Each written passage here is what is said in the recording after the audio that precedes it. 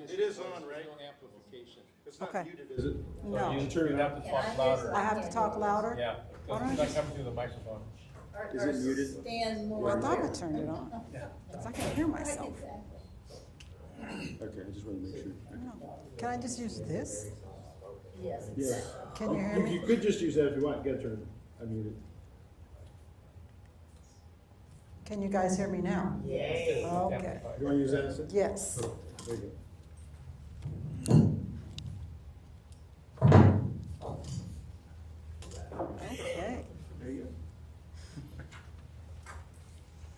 You want to kick off? No, I know they can hear me. So welcome to our new facility.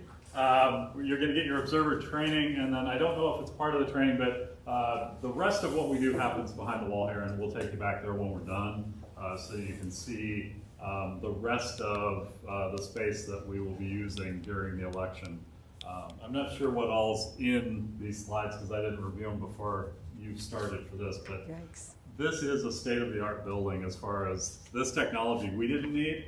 DEM needs it. We get it. We benefit from it. And one of the other benefits that we'll have coming to this building in the future is a whole building generator out back. So in the event of a power outage, in a November windstorm and all of that, we'll be fully operational. We want to come here. Yeah, we want to come Just come here. here. We'll have heat. We'll have hot coffee. But we'll be able to finish our ballot process. Jan's like, on election no. day. That's always been kind of the biggest concern about, what happens if we have a power outage type thing. We have backup power for PCs and things like that, but the big machine needs a lot of power, and if we needed to push ballots, we'll be able to do it once we get the generator in place. Cool. This place is amazing. Yeah. We're really excited to be here. It's space we needed. Back here in the corner in the striped shirt, Jan Glarum. He's the Director of Emergency Management, Department of Emergency Management, and we've been really fortunate. We both had needs, the Auditor's Office and the DEM, and timing, everything worked out wonderfully for us. So they need a space where they can keep the county safe during an event, and we need a space where we can count ballots, and those typically, we don't need it all the time, and so it works out really well. But When did you move in? what day is today? We have only been here for just like weeks. We got occupancy. Where are we now? We're mid October. We got occupancy like mid-September. We've had the equipment in since August sometime, but then we had some power issues, and then we had to get one of the pieces of equipment UL certified. We had a lot of hoops we were jumping through. To now we're where we need to be. All of the networks configured. They're just finishing up the AV stuff for them. But yeah, we're ready to go. We've got everything we need now here, and our old facility is fully equipped. We are now our own coop. So in the event of something happening in this facility, we've got a fully outfitted, ready to go facility back where we were. We left everything behind, and vice versa. If something happens there, we've always got this place. But now we've got two places to make sure that we can get the work done. And our future goal in all of that is we want to be a regional facility to Mason County, Collin County, and Jefferson County. So that they don't have to travel far in the event of something. So like for us, prior to having the two facilities, we would have to go to Vancouver to finish an election. And so now we don't, because we're right here. So we want to be a regional facility for these other small counties, and so that they'll be able to stay closer to home to get their job done too. So now that we're set up this way, it's going to work out really well. So if you brought these other counties in and acted as a regional, would all of their ballots then be received here and? They would receive them where they receive them. They would bring them with them in sealed containers. They would handle all of their own security protocols. All of the stuff would be managed by them. We would just provide them a facility with equipment, carts and trays and all of the stuff that they wouldn't have otherwise. And it wouldn't impact us because we would either be here or we wouldn't have an election depending on when they would be meeting it. Would they use that same sorter machine? If it would work for them, and that's part of the details we need to work out. Most of the answer to that is yes, because that sorter's already set up and ready to go with VoteWalk. So they would just be able to push their ballots through it. It would read their barcode. It would identify their ballots. They would log on to VoteWalk. They would do their signature verification. They could push the ballots back through it again, and it would sort them how they need them. The only thing it wouldn't do would be tabulation. Our tabulation system, we're a hard county. Our ballots are very specific to the vendor we use. They use a different vendor, so they would just have to bring in their own system, and they could do that as a backup. They could just buy a backup machine. We'll store it for them on site securely, and then if they ever need it, they can break the seals, open it up, plug it in, and they're good to go. So, but I'm going to hand it over to Regina. I just want to thank everybody for being a part of this. The volunteers is what makes elections work, because we've got a lot of workers that get the job done, but the volunteers are what helps us outside of these walls. We have cameras. We have a lot more cameras here. So if you've been watching our website in the past, we have 2 cameras that we've kind of moved around. One that's always in the room, and then if we're processing in another room, we have another camera we bring over here, over to that, the commissioner's chambers, so you can watch us processing. This room has 4 cameras, so they're in the corners, and you can see all angles, so you'll be able to see this room. We have 2 cameras in the back room, one on the sorting machine and one that looks in through a window into the tabulation room. So you'll be able to see tabulation and sorting as well as here. The computers around the perimeter are for signature verification, so you're going to be able to see that as well. And I'm probably stepping on a bunch of your slides, but that's what happens when I just start talking. It's okay. So we have a You lot. just did the whole presentation. Transparency is the biggest thing. For us to be able to show what we do outside of these walls is the most important part. And us streaming these cameras 24/7 allows anybody the ability to look and see exactly what's happening all the time. We're also going to be live streaming the other building, even though we're not doing anything there, so that you can see that that facility is just sitting. Although we're using it right now for staging because we're getting ready for vote centers, so we're staging materials and stuff that have to go out to the vote centers in 2 weeks from now. So you'll see some activity on those cameras, but there's no ballot processing happening there at all. It's very evident when you see what we're doing that you're not going to see any ballots. But we want that level of transparency. We want to be able to show you that this is where it's happening and nothing else is happening anywhere else. So let me give it to you. I'm going to leave. All right, thank you. Thank you. Hello, everyone. I'm Regina. That was Paul, the auditor. Daryl's back there in the back with the black shirt on, and Steve's the camera guy, video guy. And those other 2 guys that walked out, those are our tech guys, Michael and Zach, and everyone's pretty awesome. We have a pretty awesome team. Everyone just jumps in and it gets done what we need to get done. And sometimes it's stressful, but you know what? We just work together and get it done, and that's the amazing part of this job and why I love my team, because it doesn't matter what you ask them to do, they're going to get it done. And if they have questions, they have no problems coming and asking, and I don't mind answering questions. So, and that's with you guys too. If you see something you're not sure of, you can come and ask, and we'll walk you through that process. But anyway, I know Chuck sent you guys a PowerPoint, but I just wanted to go over it. So we did the introduction. So again, Paul went over all this. This is our new center, where we'll be processing, I think mostly the bigger elections. If we have a small election, we will do it at the other building just because we don't need all this room here, but you never know. Like in February, if they only have 1 election from 1 district, we do it over there. But if all the districts are running for schools and whatever in February, we'll probably do it here if it's all the districts doing that. So we're going to go through observer guidelines, equipment testing, process overview, random batch audit, risk limiting audit, canvassing board, and in the end, if you have any questions. You can't hear me? Okay, can you hear me now? Certainly. Okay. Okay, so observer guidelines. All aspects of the elections are open and observable to anyone who wants to come in, whether they're observers or not. The public is free to come in and watch the process, and we encourage that. Tell people, we get the phone calls, they're kind of leery of what they hear on the news, and we just tell them, come watch. We would love for you to come and watch what we do. And so we like that. So for the election, the political party observers should be appointed by the majority party chairperson. I'm assuming that's you. And so that way we'll have a list of who's coming and going through the process once this starts on. They'll start processing next Monday, Tuesday.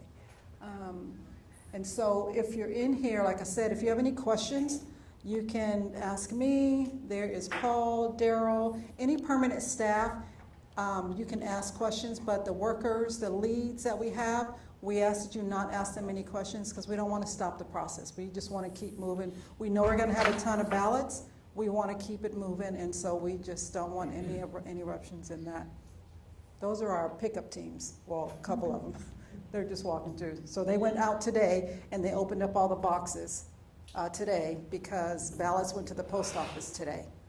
So we should be getting ballots in the drop boxes. Regina, picking up ballots now, do you just put them in locked storage until you get enough to be processing? How does that work? Well, no, so what we're going to do, because the ballots went to the post office today, we're gonna do a pickup on Friday, and then on Monday, we'll, scan them through, which is our first thing, is to scan them all in and do that. And then, because the ballots went out so early as of today, I'm thinking by Friday, Saturday, the boxes are gonna be full because just from prior presidential years, people get their ballots in early. They know who they're voting for and they get them in early. And like in August, most of our ballots came in on election day. I mean, it was just crazy how many ballots we got. And so in 2020, we didn't have that, and we were kind of surprised. We're like, well, where's everybody at? Because everyone had already pretty much voted. And so we're hoping that happens again. So tell everyone vote early. So this is our new building. We'll start processing. DEM will not have access to any of the areas where we are. They have their own badges, like the door that's next to this one. We can't get into there, and they can't get into ours. So that's part of the process. And then the door that you came in, you guys are going to sign in there, and then there will be vests for you to wear, and there's going to be lockers out there. I don't know if they're out there yet, but you can put your stuff in the lockers, and then they'll walk you back here for that. So it'll be probably one, depending on how busy it gets, it'll be 1 to 2 people out there just logging everyone in, and you'll have to read the observer log when you come in, understanding that you understand the rules that we ask you to abide by. And when you leave, don't forget to take off your vest and sign out when you leave. That's something we sometimes forget. And then we do have the new sorter, and it's huge, and I think Chuck saw it already, but it's a huge machine, but it's really fast, and so I'm looking forward to seeing the whole process go through as far as processing the ballots and all that. So it's pretty exciting for us. So these are things, so you can't, touch the ballots, the ballot containers, or election equipment. You can't disrupt the process, which I already talked about, including talking to the workers. And we're gonna have vests for the leads, so you'll know who the leads are. But that doesn't mean for you to talk to them, just so you'll know who's on the floor, why are they walking the floor. And then, of course, not divulging any information before 8. We have people that, think they can look at a ballot being scanned in and thinking they can figure out who's winning, but that means nothing when you're just looking at a small amount of ballots compared to what we're gonna get. I think what did we get in 2020, 159,000 ballots back or something like that. So it's gonna be a pretty big election. Yes. In the past, you don't want to, if I have to discuss something with another observer, you told us to basically go outside. Yes. So how is that process going to work here in this facility? Good question. I would still ask you to go outside the doors because we're going to be processing in here. This is our Okay, processing room. You can there, go out in the hallway or over hall there. out over here. Yeah, Okay. you can't go out that door. That's the part of our If I building. was in the other room. Yeah, you still have to come out this way. Oh, okay. Yeah. So the tour will show us Yes, how yes, to get where we need to. yes. Like the restrooms are out at the front where you guys came in at. It's a restroom out there. You guys could, use that. And they'll buzz you in and out as you need, yes. So what to observe? So we have the 3 vote centers still. Our Port Orchard office is now considered, it's always was been, but now it's really a vote center because we're not processing there. So there's that one. We have the one at Marvin Williams. And then we have the other one out at Paulsville Fire Station. And those will be open the Saturday and the Monday before Election Day. So some people like to go and, on the weekend and get them in. And so we're gonna be open that Saturday and that Monday from 8:30 to 4:30 at all 3 of those locations. And then Election Day, of course, will be open 8 a.m. to 7 p.m., or 8 a.m. to 8 p.m. Yes, 7 a.m., I'm sorry. 8 a.m. is on my mind. We will open at 7 a.m. and 8 o'clock is election, done. Yes, Where is the Bremerton facility at? it's at Marvin Williams Recreational Center. I think it's 725 Park Avenue.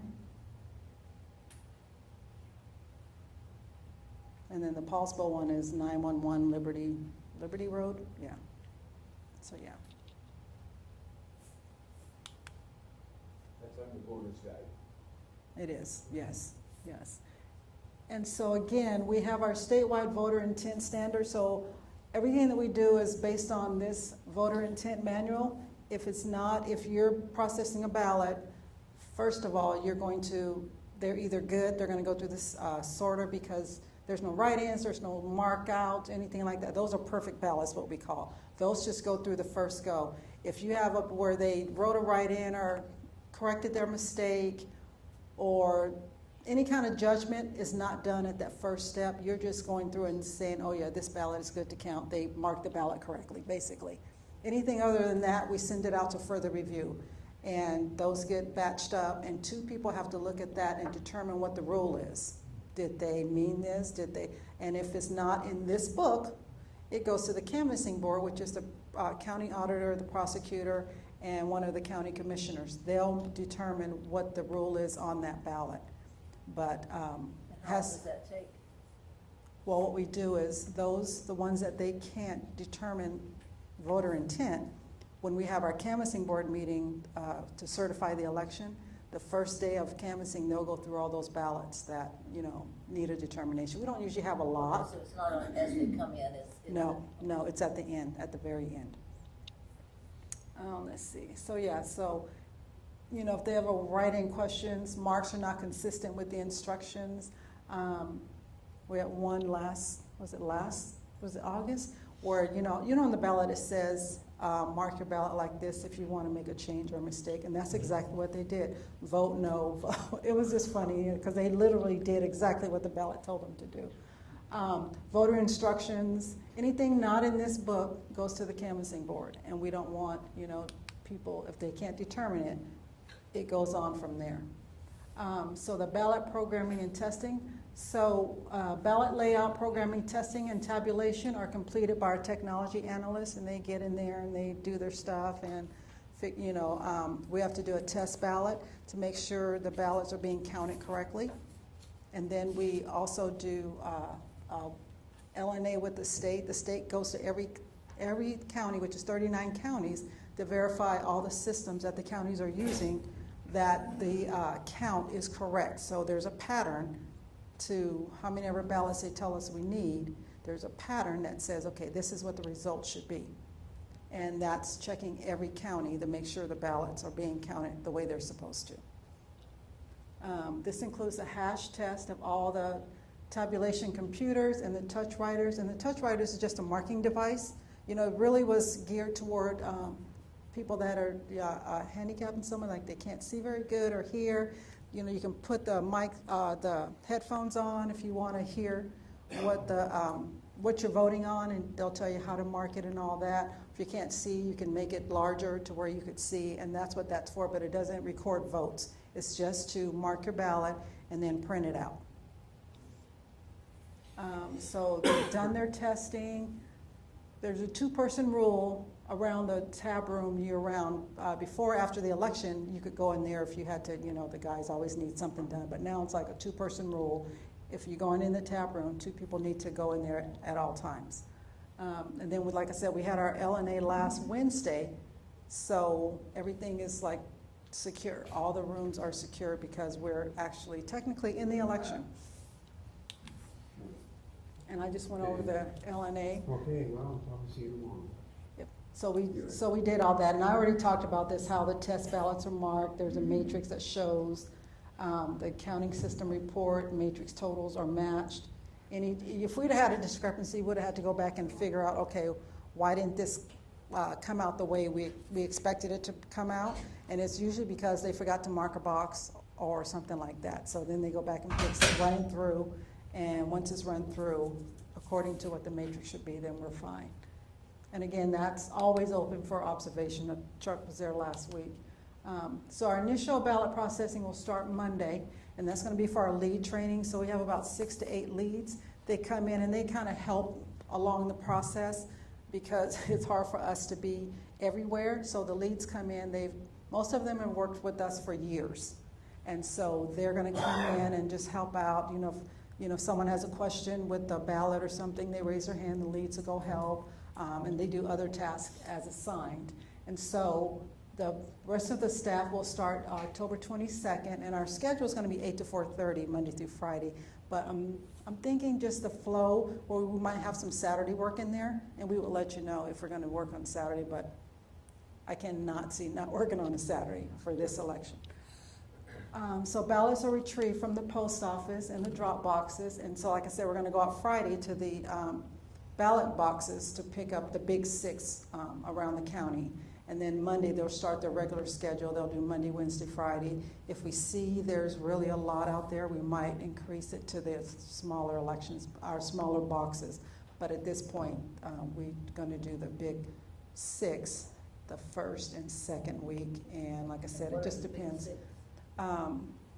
Paulsbo, Bremerton, Bainbridge, Paulsbo Fire Station, and what is the other 2? I can see them in my head. It's okay, don't worry about it. Sylvan what? Sylvan Way, and then the Silverdale Sheriff's Office. Those are our main 6 ones that they get hot and heavy. So yeah, so we'll go out there and do those. And so when the ballots are retrieved from the post office or the drop boxes, the first thing we do is get them in here, get them opened out of the boxes. We count those ballots to make sure the post office gave us the right count. That's what we're verifying.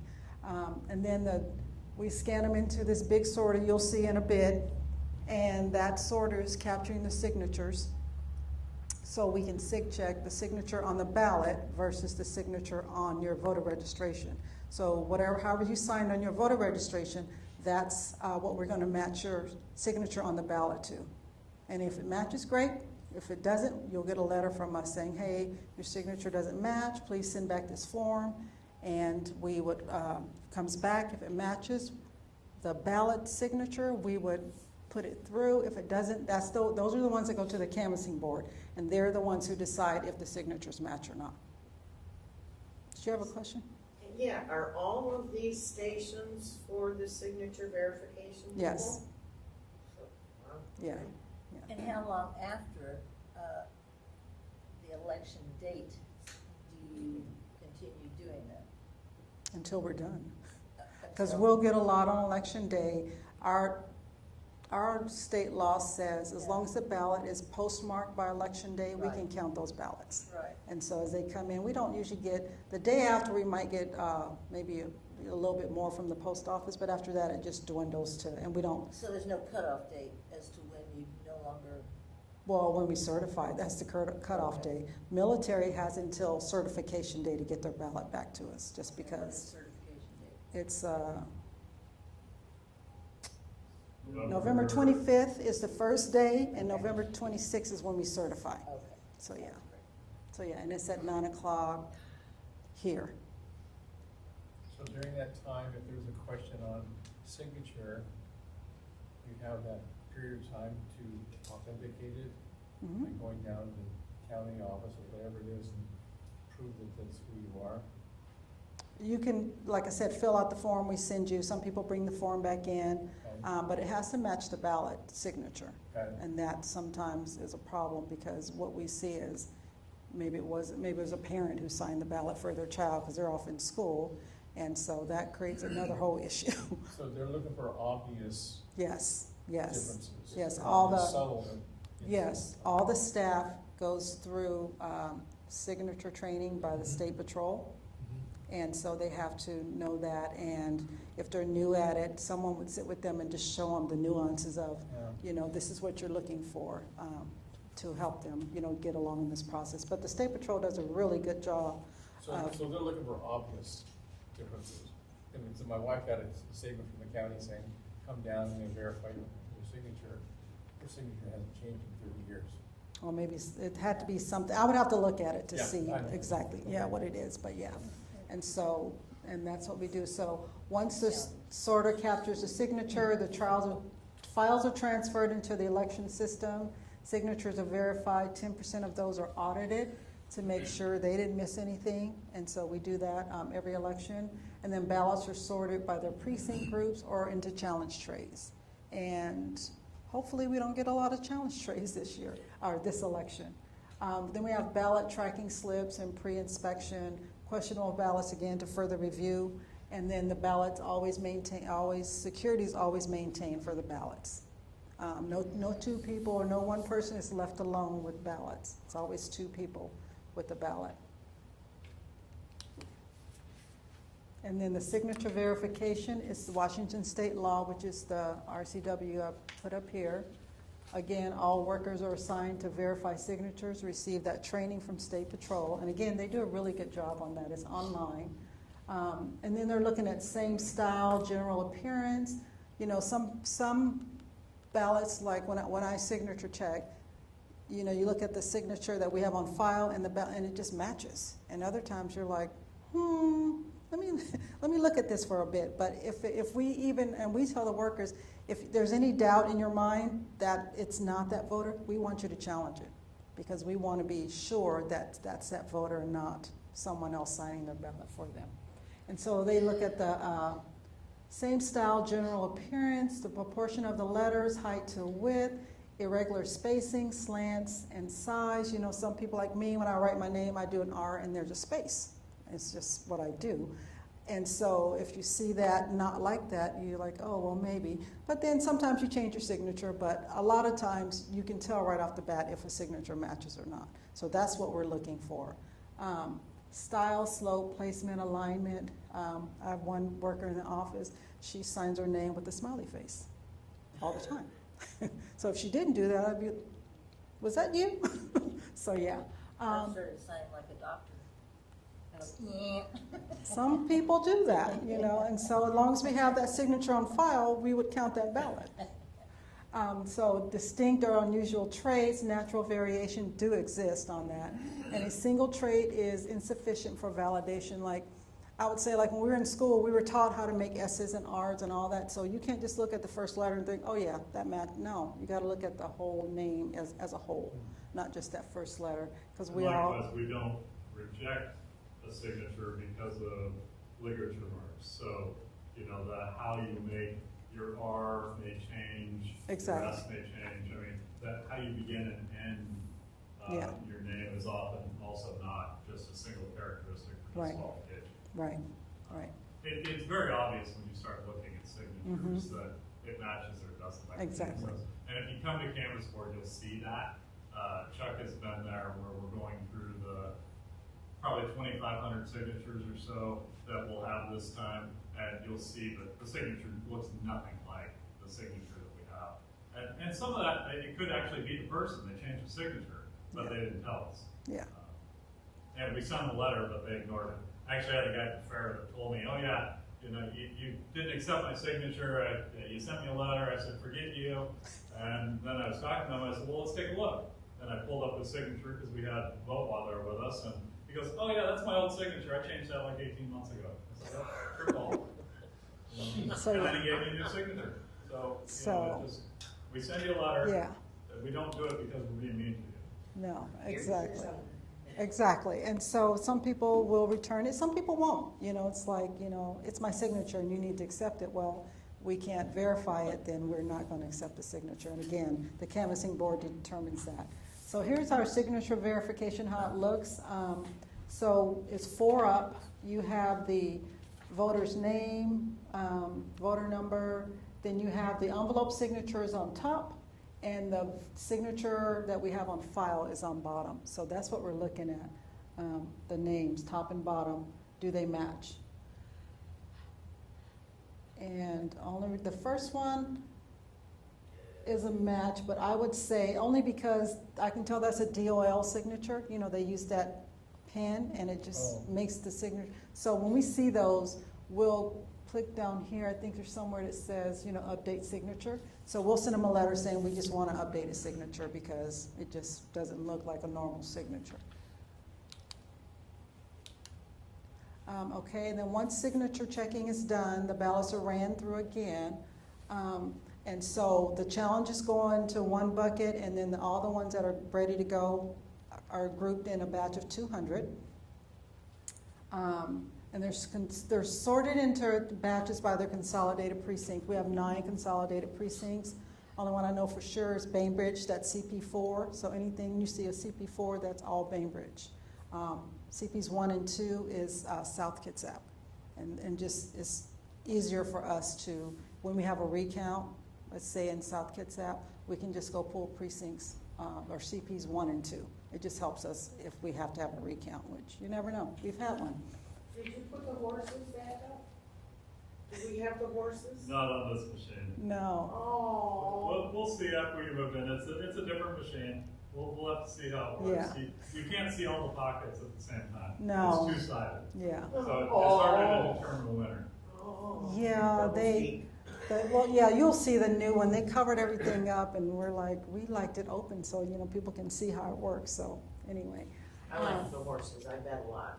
Oh, okay. Lost a lot, but I bet a lot. Okay, so the batches are assigned a track number. Everything we do is tracked, you know, so we can know we got 15,000 ballots in, and each, you know, in a batch of, each one is in a batch of 200 or less, just depends on, it's never more than 200 in a batch. But if it's like CP3 only got, you know, 50 for the, you know, in that batch then, but we keep track of all the ballots that come in so we can reconcile. We have to reconcile at the end of the election. All 39 counties have to say we got this many ballots, we counted this many were not accepted, and so we have to reconcile to that. So election workers, they'll check out their batches. Ballots and secrecy sleeves are separated from the return envelope. So the first thing they do is once they get their batch, they're going to count to make sure they have 200 or whatever the number says on the ticket. And once their number is correct, they're going to separate the ballot envelope with the signature and the voter information from the ballot. That way no one can, you know, see how someone voted. And they'll do that for all 200, and then they'll tie up the envelopes with the voter information, tie those up, put them aside, and then they'll start taking the ballot out of the secrecy sleeve. If some people don't use secrecy sleeves, some do, but we'll take those out, band up the secrecy sleeves, and now you're just looking at the actual ballot. Does it look like it's going to go through the machine, or do we need to put it to further review? And that's how that process starts. And again, it's if it looks like they did something wrong, different or whatever, it'll go to a further review pile. So when they're done with their batch of 200, they might have 180 that's ready to count, and 20 of them are going to further review. And then the further review, we group those up by CP, the 1 through 9, and then 2 people have to look at those and go through that process. And any ballot that cannot be scanned by the tabulation system has to be duplicated. Damaged sample ballot. We used to get a ballot from a lady. She never returned her ballot, but she always returned the sample ballot filled out. And she would put her name on the envelope. So we would send her a letter saying, hey, you need to sign this declaration so we can, because we can count it, because there's nothing wrong with it, but you need the declaration from the ballot envelope that says, you know, you are who you are and you follow these laws. And she would send it every year, but I don't know, maybe she moved away or something, but we haven't got that in a while. So a ballot can be duplicated only if the voter intent is clearly determined. So when you're going through the voter intent book and you go, oh yeah, it's right here in this book. We can duplicate it according to this. If not, those are the ones that will have to go on the canvas.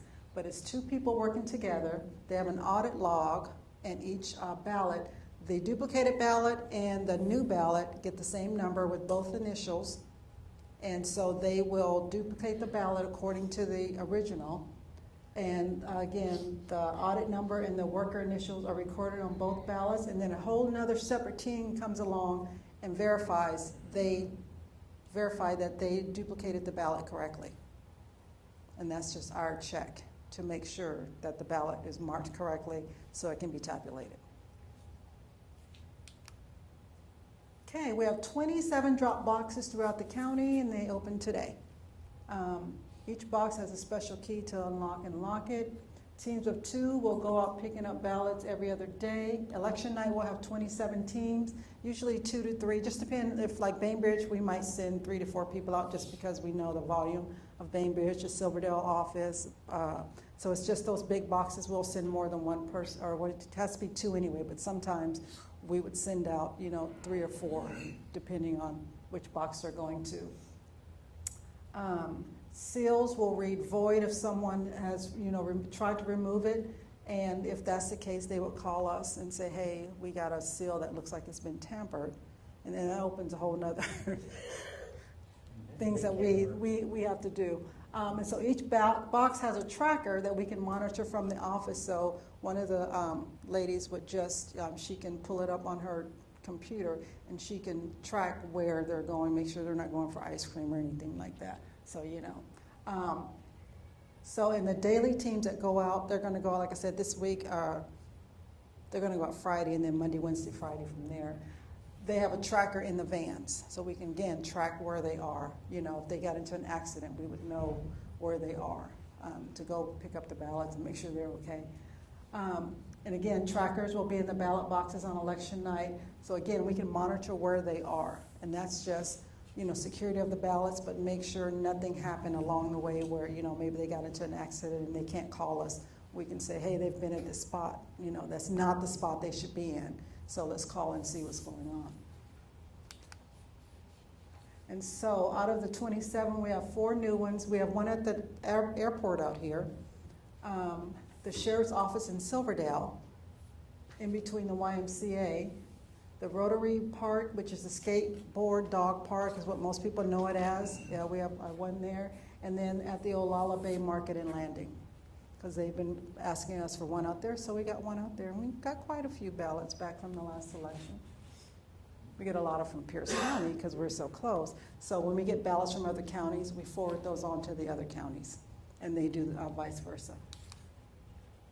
And so return statistics, starting on the 21st, usually by 5, and on the days ballots are processed, we'll give an update of, like how many ballots came in, but the return will only include the number of accepted ballots, and that's what it'll show on the website.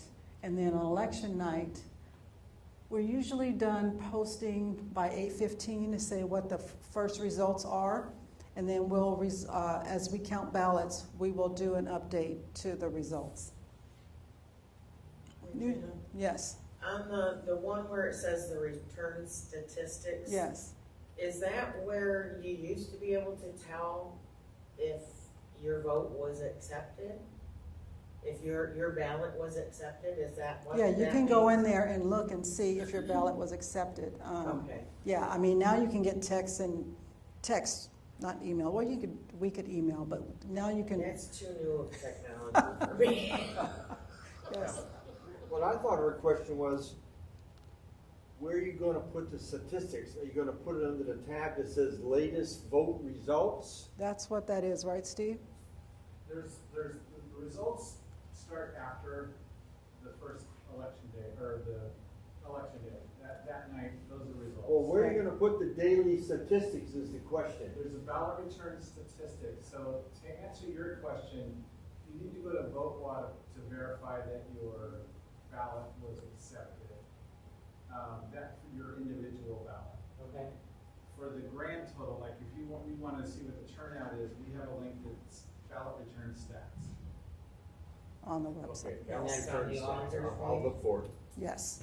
It's on the main elections, there's a link to it on the main elections page, and it's all lumped in with this specific election. Yes. Got it. Yes. And so if you wanted to check and see if your ballot was returned, you would go to votewa.gov, enter your information, and it'll say whether. I check on my kids and harp on them until I see that it's been accepted, so.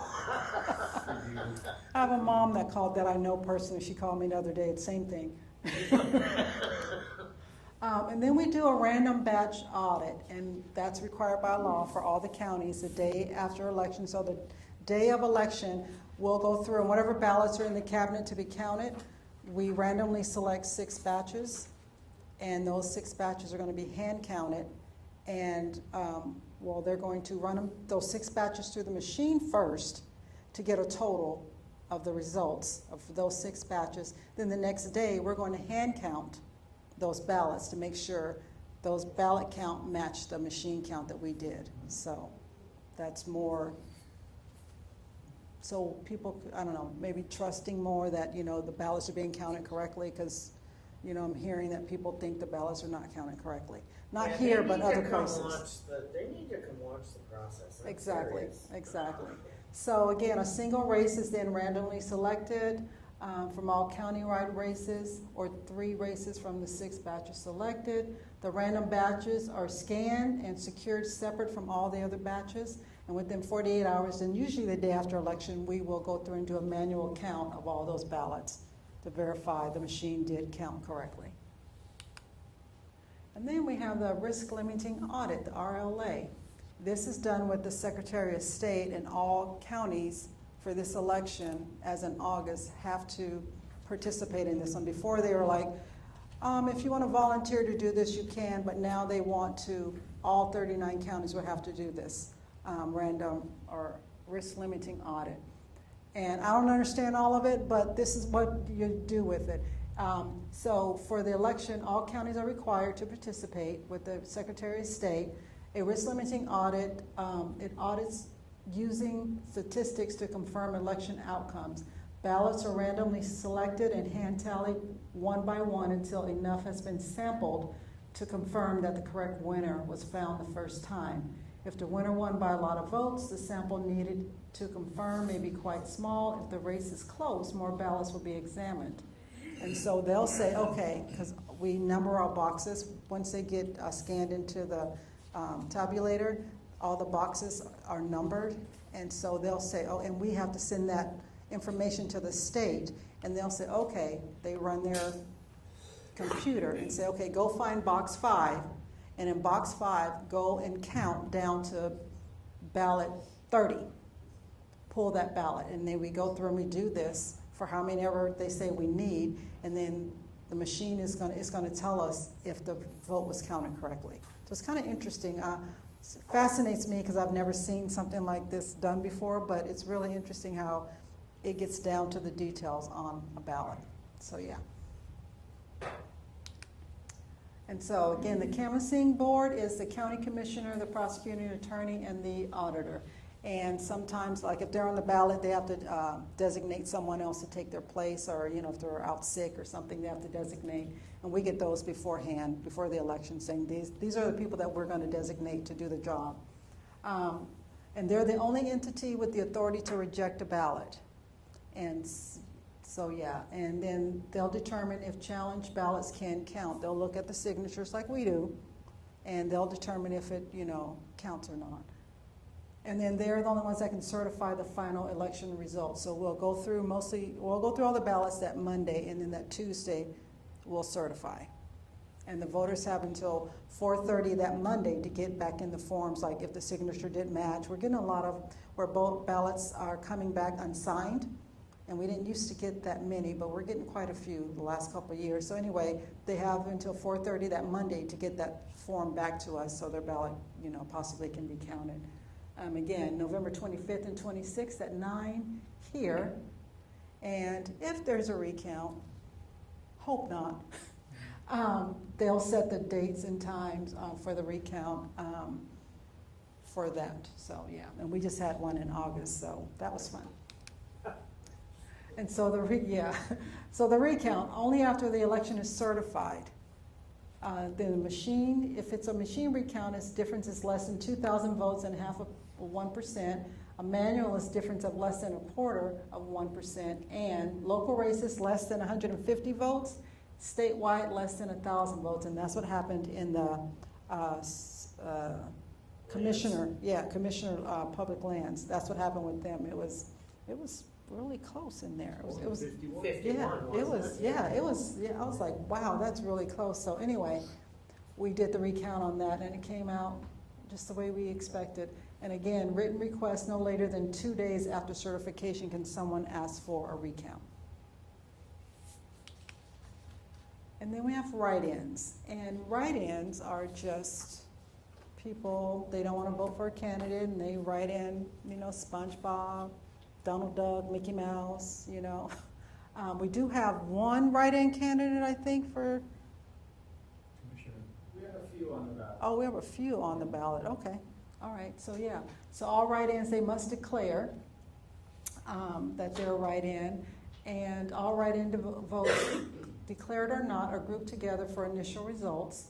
Only if there's enough total write-in votes in the race to change the apparent outcome will the election officials begin to tally the declared candidates. So for the August one, we had a write-in candidate for North End, and it was like over 1,000 write-ins for that race, but he only got like 200 and something, and so he felt like all of those votes should have been for him. So I had to go back and go through all the write-ins on, you know, that they brought up and showed, no, this is all you got. You know, the rest of them was for any and everybody. So yeah, did you have something to say? While we're talking about write-ins, I think it's important to point out, we had a misunderstanding during a previous election where when we were doing, Regina talked about the random batch audit, we pull out 6 available batches to be counted. We hand count them versus a machine count. And what we ended up with that was available to count at the time were batches that had further review because they had a write-in candidate on it. Now, think about write-in candidates. They typically are for one party or another party. And it may not be in the race that we're reading, but it's going to most likely affect the majority of the rest of the down ballot. And that's what happened. And we've had these observers, and I'm bringing it up as a point because you're observers. The observers were watching us do a hand count of a race where all of those ballots were further reviewed. They favored the candidate that lost because that was the write-in candidate's party.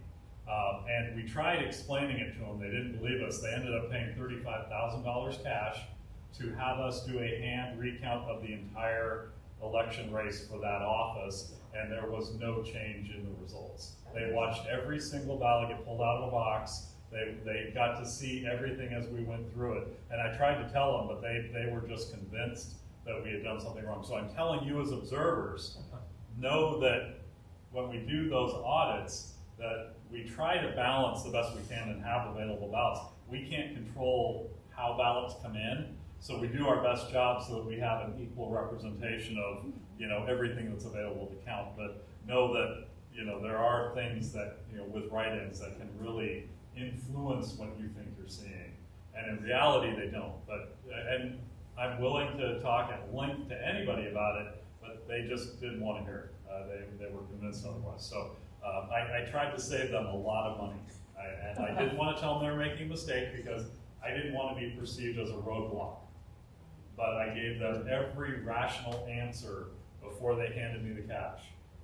And it was cash. They actually didn't want to write a check. They brought in cash. And so we handled it. But again, I'm not a roadblock to this. If you want to put up money to prove something, I don't want to take your money. But I'm not going to be the roadblock so that you can say, oh, the auditor didn't want to do that. No, I'll take the money.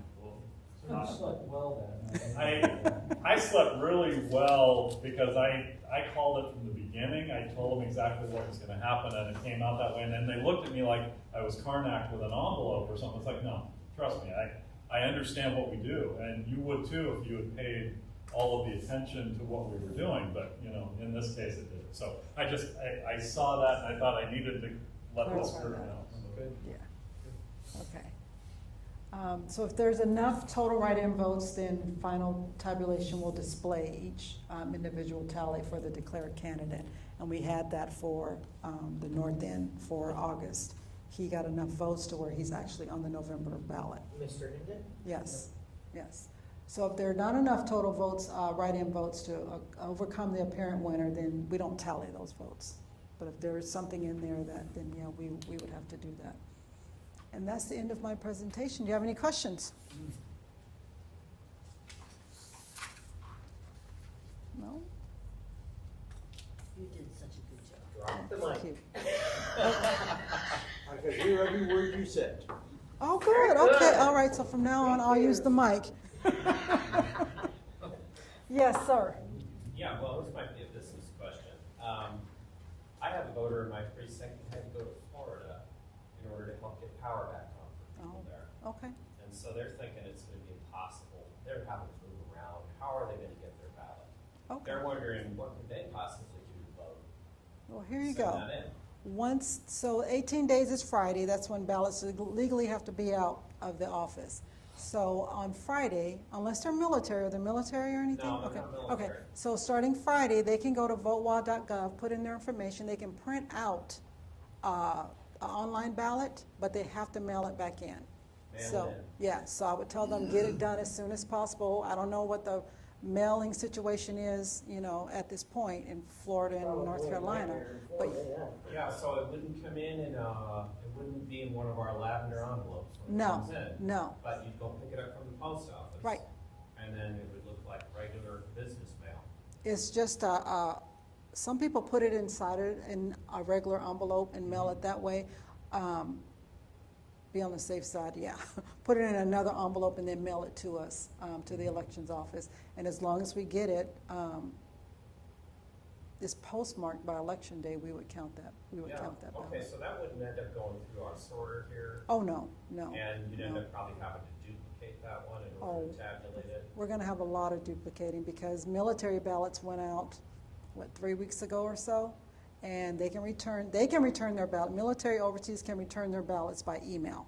So we have a group of extra help that are coming in right now to process, or just get them ready. We're not doing any duplicating, but they're just printing them off the computer and making sure they've signed, you know, because a lot of them, again, you can mark the ballot online, but you still have to print it out and send it with the signature page.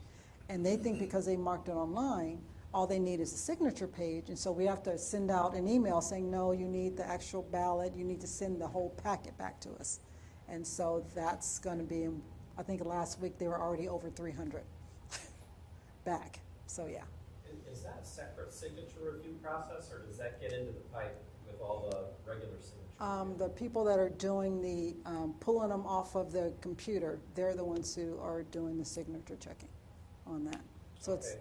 So unless we're observing that, those all just get. You can I mean, watch that you'll process probably too see, if you yeah, want. Okay.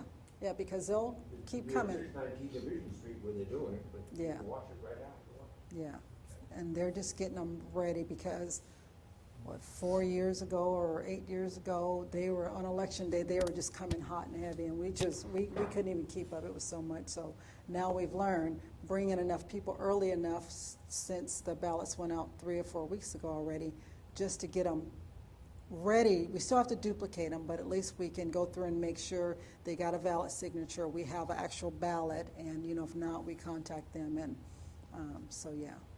And some people, most of them email, a lot of them send it back, you know, they want to put it in the mail because that makes them feel better, and so yeah.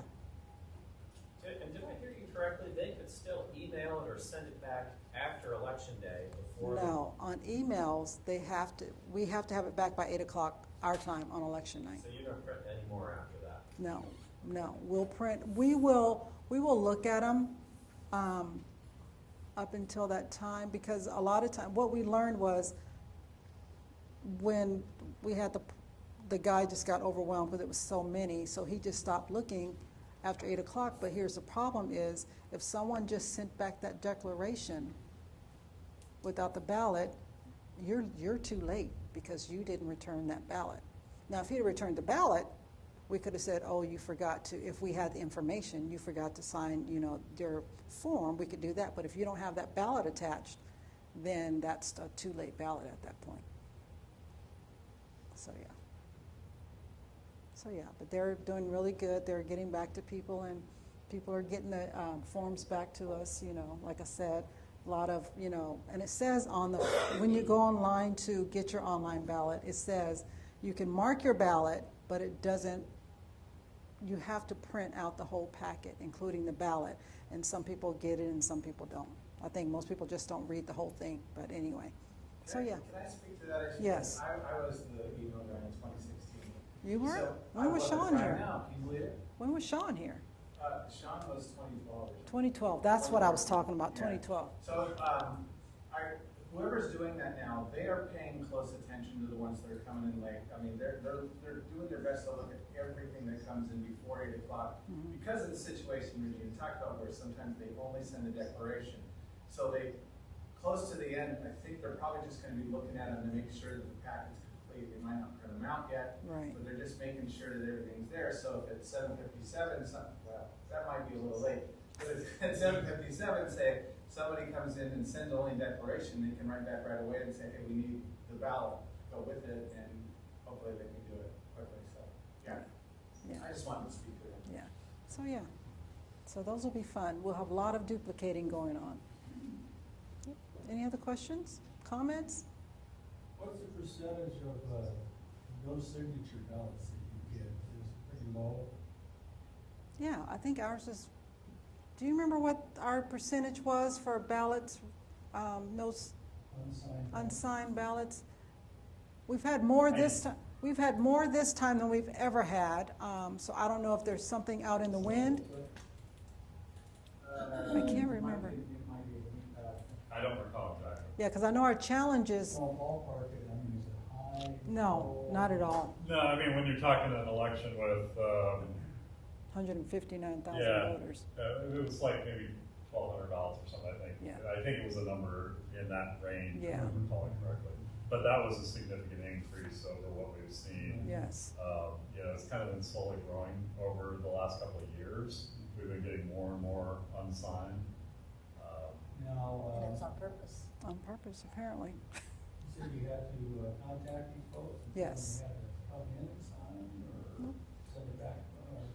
How do you- We send them a letter saying your ballot is either unsigned or doesn't match. We send them the letter, they need to sign it, and we give them return envelope. They just can drop it in the Yeah, box. and then we also call. Yeah, and then we have to a call. phone number. Yeah. We also start making calls as we get closer to certification.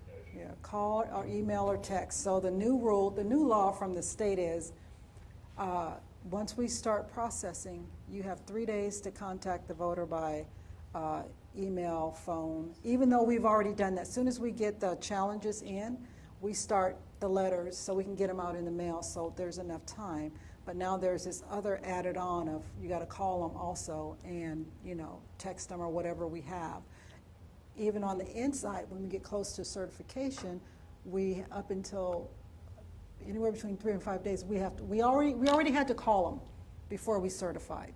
Starting at the day 5, before certification, we had to call them and say, hey, you didn't return your form or whatever.